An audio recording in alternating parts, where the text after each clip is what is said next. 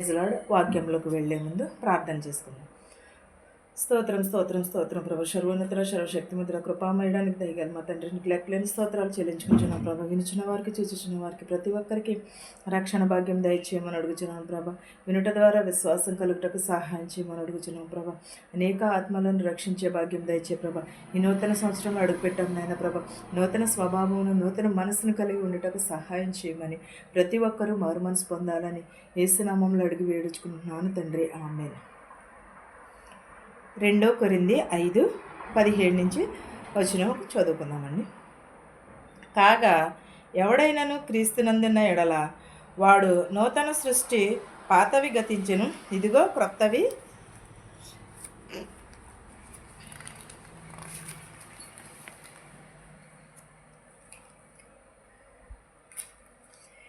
క్రొత్తవాయెను. సమస్తమును దేవుని వలనైనవి. ఆయన మనలను క్రీస్తు ద్వారా తనతో సమాధానపరుచుకొని ఆ సమాధానపరుచు పరిచర్యను మాకు అనుగ్రహించాను. ఎలాగూ నూతన స్వభావం, నూతన సంవత్సరంలోకి మనం అడుగుపెట్టి ఉన్నాం కాబట్టి మనం ఎలా ఉండాలి? నూతన మనసులో మనం వాగ్దానాలు తీసుకుంటున్నాం. వాగ్దానాలు తీసుకున్నప్పుడు మనం అన్ని సంవత్సరంలో కూడా గతించుచున్నవి. కానీ గతించినప్పుడు మనం దేవునికి మనం ఎలా ఉంటున్నాం ఒకసారి మన హృదయాన్ని మనం పరిశీలన చేసుకుంటామా? కాగా ఎవడైనాను క్రీస్తునందున్న ఎడల వాడు ఎలా ఉండను? కాగా ఎవడైనాను క్రీస్తునందు ఉన్న ఎడల ఎవడైనాను సరే నూతనవి గతించెను, పాతవి గతించెను, వాడు నూతన సృష్టి పొందవలేనని అంటున్నాడు. అంటే పాత జీవితంని విడిచిపెట్టి కొత్త జీవితంలోకి వెళ్ళమని అన్నాడు. అంటే కొత్త సంవత్సరం వచ్చింది కదా, కొత్త సంవత్సరం వచ్చింది కదా, ఆ జీవితాన్ని విడిచిపెట్టి కొత్త జీవితంలోకి వెళ్ళాలి అని అనుకుంటాం మనం. కానీ నిజంగా అలా పట్టుదల కలిగి ఉంటామా? నేను ఈ రోజుని ఇది విడిచిపెట్టాలనుకుంటున్నాను, కొత్త సంవత్సరంలో ఇది చేయాలని అనుకుంటున్నాను అని అనుకుంటాము. కానీ ఎవరు ఉంటున్నాము? ఒక్కసారి మన హృదయాన్ని మనం పరిశీలన చేసుకుంటున్నాము. పాతవి గతించిపోవచ్చున్నవి, కానీ క్రొత్తవి ఎలా ఉండాలి? క్రొత్తవి అనగా దేవునిలో నేను ఎలా ఉండాలి? సమాధానం పడాలి, సమాధానం కలిగి ఉండాలి, లేకపోతే నా సహోదరులతో ఐక్యత కలిగి ఉండాలి, నా సహోదరులతో నేను ప్రేమ కలిగి ఉండాలి. సమాధానం లేకోకుండా ఉన్న ఎడల మనం చెప్పటం కాదు, చెప్పిన దానిని అనుసరించి నడుచుకోవాలి.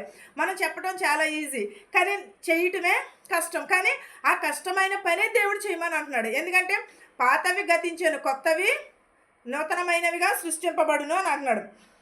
అంటే నూతన సృష్టి సృజింపబడును అన్నాడు. పాతవి ఏం చేయను? గతించిపోచున్నవి, ఇదిగో క్రొత్తవి, క్రొత్త ఆకాశమును క్రొత్త భూమిని కూడా మీరు చూచేదరు అని అంటున్నాడు. అంటే క్రొత్త ఆకాశమును క్రొత్త భూమిని చూచేదామనంటే ఇవన్నీ కూడా ఇలాగే ఉంటున్నాయి. కానీ ఎలా చూడాలి? మన హృదయము మంచిగా ఉండాలి. మన హృదయమును సమస్తమును దేవుని వల్లనే కలిగినవి.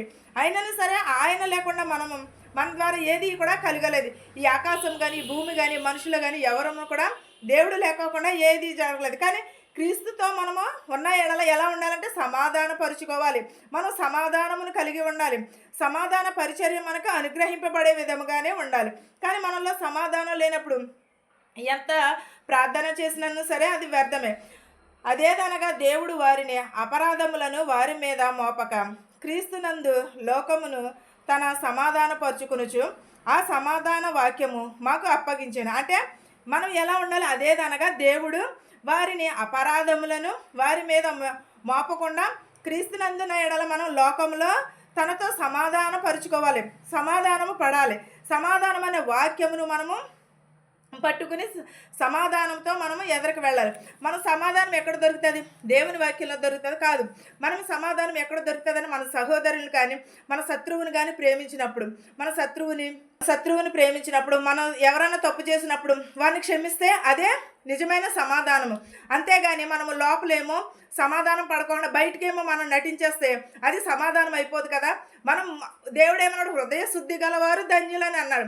మన హృదయం శుద్ధి లేకోకుండా ఎంత ప్రార్థించినాను వ్యర్థమే. నేను సమాధానం పడిపోయాను అని అన్నంతనే కానీ మనుషుల పైరూపమును చూడొచ్చేమో, కానీ దేవుడైతే సమస్తమును కూడా చూచుచున్నాడు. హృదయ అంతరంగములను చూచుచున్నాడు. మన పుట్టక మునిపే మా తలంపులు ఎరిగి ఉన్నవాడైనా, మనకంటే భూమి ఆకాశముల కంటే ముందు పుట్టి ఉన్నవాడైనా. కానీ దేవుని మనం ఏమంటున్నాం? నేను సమాధానం పడిపోయాను, నేను వాళ్ళని ప్రేమించేస్తున్నాను, లేకపోతే వీళ్ళని క్షమించేస్తాను అని మనం అనుకుంటాం కాదు. దేవుడు అది నిరూపించాలి. ఒక చిన్న ఉదాహరణ చెప్తాను.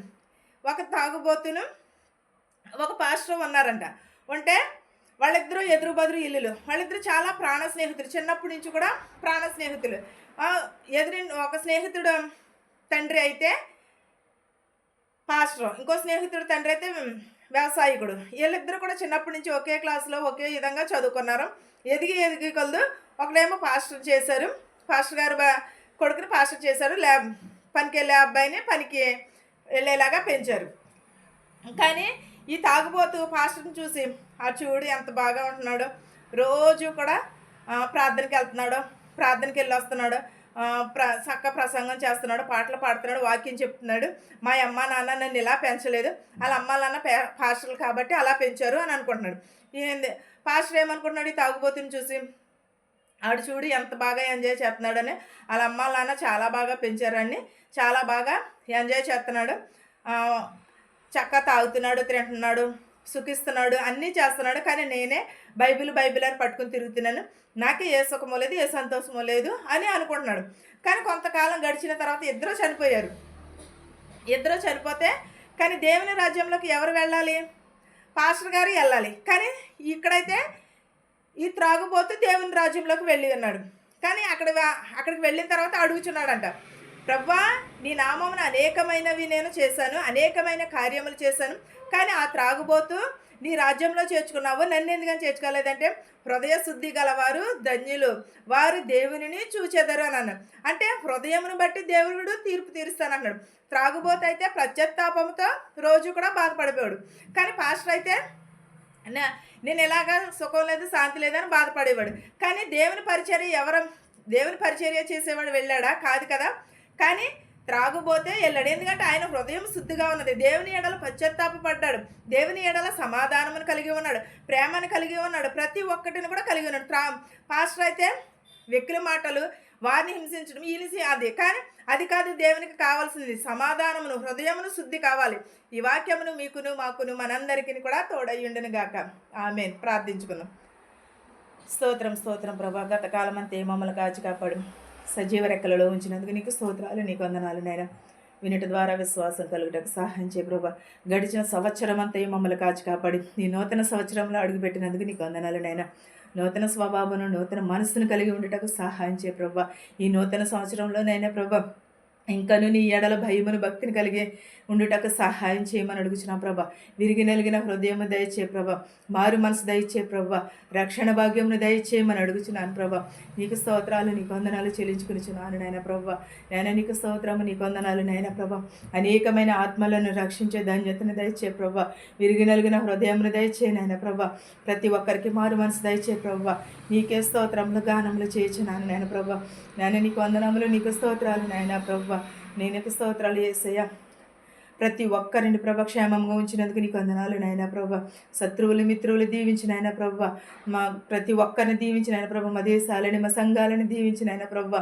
నూతన సంవత్సర కార్యంలో సఫలతను దయచేసినందుకు నీకు వందనాలు నాయన ప్రభా. ఇంకనూ నీ వాక్యంలో మెలిగే ధన్యతను దయచే ప్రభా. ఎక్కడెక్కడైతే ఏ చేతి పనులు అయితే చేస్తున్నారో వారందరినీ దీవించిన ఆయన ప్రభా. ఇతర దేశాల్లో ఉన్నవారు కానీ ఇక్కడ కానీ ప్రభా ప్రతి ఒక్కరిని దీవించి ఆశీర్వదించమని, నా ప్రార్థనను అంగీకరించమని యేసునామంలో బ్రతిమాలి వేడుకునిచున్నాను తండ్రి. ఆమేన్. పరలోకమందున మా తండ్రి, నీ నామం పరిశుద్ధపరచబడును గాక, నీ రాజ్యం వచ్చును గాక, నీ చిత్తము పరలోకమందు భూమిందు నెరవేరినట్లును మనుదినాహారం నేడు మాకు దయచేయము. మరణస్తులను మేము క్షమించిన ప్రకారము మరణమును క్షమించుము. దుష్టు నుండి శోధన నుండి తప్పించుము. రాజ్యమును శక్తియు మహిమయు నిరంతరము నీవై ఉన్నావు మా తండ్రి. నూతన సంవత్సరంలోకి మగాడికి పెట్టినందుకు ప్రభు అవకాశం ఇచ్చినందుకు నీకు స్తోత్రాలు నాయన. వినిచిన ప్రతి ఒక్కరి కుటుంబానికి శాంతిని సమాధానం దయచేయమని, నా ప్రార్థనను అంగీకరించమని యేసు నామములో బ్రతిమాలి వేడుకొనుచున్నాను తండ్రి. ఆమేన్. ఆమేన్. అందరికీ వందనాలు.